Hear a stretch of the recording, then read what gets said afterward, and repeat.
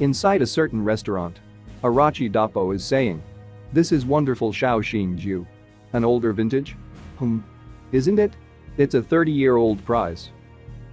This is gyoza? It's sweet. There's such a great sweetness to it. Ah. I see. I get it. It's the sweetness of the vegetables. Cabbage and onions are much sweeter than meat. Vegetables. Oh, of course. It's the juiciness. It's generally not recognized because of people's love of meat. But gyoza is actually a vegetable dish. Oh. That's quite a surprise. You're saying it's not a meat dish? Because we lost the war, the Western complex paved the way for some bad changes. Then Doppo questioned. Baki? Heh. So he told you that, did he? He said that he heard it from you. Hunger isn't always a disadvantage. But it's hard to say that while eating a feast like this. It's true. In the wilderness, starvation is the best condition. What you said is true. Doppo. What do you think? Musashi's blade. Or a Tyrannosaurus fangs? Which stands above the other? An interesting question. There's a story about this. There's this novelist Oyabu Harihiko, whose life work is about hunting. He once wrote. If a man and a beast are locked in a confrontation, only when the man has a rifle in his hand are they made equals. Equals, huh? Well, if I'm thinking about a percentage chance of victory, it's harder to say that they'd be really equal. However, in reality, someone who faces down such beasts of prey over and over will be made to feel the toughness that exudes from them, even though he's got a high-powered rifle in his hands. In that way, the wild are tough. I see. Let's say there's a 3-meter-tall 1-ton brown bear. If Musashi were to confront it, there wouldn't even be a match. For a 1-ton animal, it'd be hard to manage even a good fight. Seems right. Nevertheless, think of the Cretaceous period. Think of the size of the wild animals that Pickle faced. They were 13-meter-tall, 6-ton, giant carnivorous lizards, demonstrating the sharpness of their fangs, not to mention their biting force. On the other hand, there's the Sengoku period. In the time of the noble families, there was friction between the Yoshioka clan and Musashi. The entire clan, comprised of dozens of men, was deployed to face him. That they would wield swords and spears was of course a given, but even bows and guns were brought into their array. He cut down all of them. Victory was taken by the demonic war power that is Musashi. Then both of them questioned. Who's stronger? We now move on outside Tokugawa's mansion. Tokugawa is saying. Watching the pond and having lunch. It's nice to do this once in a while, isn't it? Though, there are some flies. Then Musashi tried to catch one by only using his chopsticks. Tokugawa then thinks. No way. This is the wings. There was a story like this, wasn't there? That anecdote states that, at mealtimes, he caught flittering flies with his chopsticks. I thought it was absurd. Dismissed it as fiction. But it's not even that he just catches flies with chopsticks. It's not the bodies of the flies that he was catching. It was really catching their flying wings. Then Musashi questioned. Eat? Yup. Eat. As in this? Eating food? Yes, that kind of eat. Truly? To eat me? You, the unrivaled under heaven, Miyamoto Musashi. He wants to eat you whole. Then the legendary swordsman laughed out loud. He then questioned. Could he in truth eat me? At the very least. In Pickle's eyes, you look like a tremendous feast. Without felling me, without defeating me, he will eat me. I wonder if I taste good? Questioned by Musashi. We now move on inside the Karakuan underground arena. A man is saying. 6 days without drinking. Without eating. Without sleeping. He's becoming wild. Tomorrow will be best. Inside Japan's largest indoor sports facility, the Tokyo Dome. Deep underneath this facility, a secret lurks, known as Karakuan, Tokyo Dome's secret underground fighting arena. In the past, above the ground, How many times has there been a martial arts boom? The ebb and flow of such waves has nothing to do with this place, which is always overcrowded. This is because the chosen members, who come by invitation, trust that this is the place where you will see the strongest in the world. Takugawa then thinks, even from here, you can feel it. Every time it's here. This excitement never changes. It's certainly true. The Sengoku era versus the dinosaur era. This is the place where you will see the strongest in the world. Wow. Exhilarating. The air would be understood in a glance. The impression of ability would be understood in a glance. I see. Not for the sake of entertainment. Not for the sake of curiosity. They came for the sake of seeing for themselves that this will be smeared in blood and sweat. It's from their own personal lifestyles that this duty is derived. They want to see a battle, not a public execution. They want to see a match, not a slaughter show.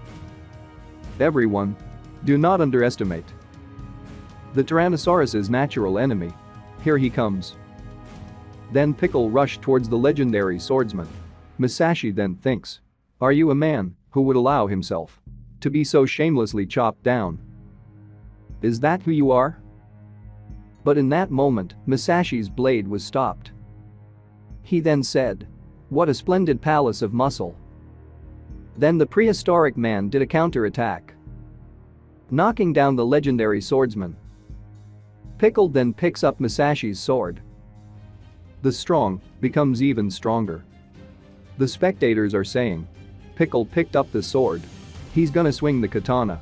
With that massive power of his? It's like giving a metal stick to a demon. Then the prehistoric man curiously inspects the sword.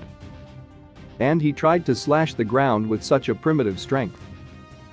Baki then thinks, I don't see the sword. It's in the ground. He stabbed into the earth. No, he cut into it. It was a cut. He cut all the way vertically into the earth. What Herculean strength. Then the legendary swordsman got up. He then said, a palace of muscle, which is enough to stop my blade. Even I have never seen something like that before. My blade, which bifurcates helmets, was stopped at the bone by being clamped down upon by your muscles. To think that even bodies like this exist. The sword was separated from my hand. Yet, you did not take notice of the impact. I collapsed and waited, without making another move. And as I expected, Pickle became a swordsman. How boring, whispered by Musashi. All of that pressure has been extinguished. Some time ago, when an author had collected information from a renowned karate practitioner, a certain episode transpired. Words that might be found to be shocking were heard. An opponent with a bladed weapon does not pose a threat. If they don't only use a bladed weapon, then they may be a threat. Well, a blade is threat enough, isn't it? This was a truly astounding statement. All of a sudden, the legendary swordsman chopped the eye of the prehistoric man, following it up with multiple slash to the body. Musashi then thinks, though you may be a palace of muscle, there are still many places that I may cut. I shall take these edges. The sword master in the crowd then thinks, as I thought. He got his edges. Both elbows, both shoulders, and even both of his knees were cut. Cutting off fingers and cutting off feet. In our modern kendo, things like that don't exist. Shinai aren't supposed to be bow staffs. Shinai are based on the bladed weapon with which these things can happen. This is the real kenjutsu. So this is real kenjutsu. We karate practitioners, when we're doing things like showing off technique against an armed opponent before an audience, the swings are simple and easy to read. There's no way for them to be well coordinated with the blades. It's dirty strikes and nasty slashes, swinging without form, simply cutting the opponent. Which is the real deal. This is real kenjutsu. Musashi then said, truly astonishing. The edges at which I aimed, they should have been entirely severed. Yet, I only afford it unto you are gashes. By your bleeding, which will not stop.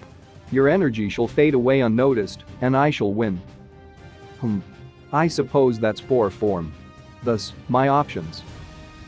Literal, vertical, longitudinal. The ways of having a flower. Baki then thinks. Even though it's strange for me to say this, I hope he understands. The flower that is the primordial body. Musashi continued. I've found it. When the steel of your palace of muscle becomes the soft skin of tofu. Come eat me, Pickle. Feast upon this Musashi until your heart is content. Then he shouted. We do not have time. Come now. When the palace of muscle utilizes its maximum possible output in the instant, which directly precedes that, just before the moment in which the muscle is made steel, it turns into tofu. Pitching, right then. Running, right then. And punching, right then. That is when the muscle is at its weakest. Just before its strongest state, it is in its weakest state.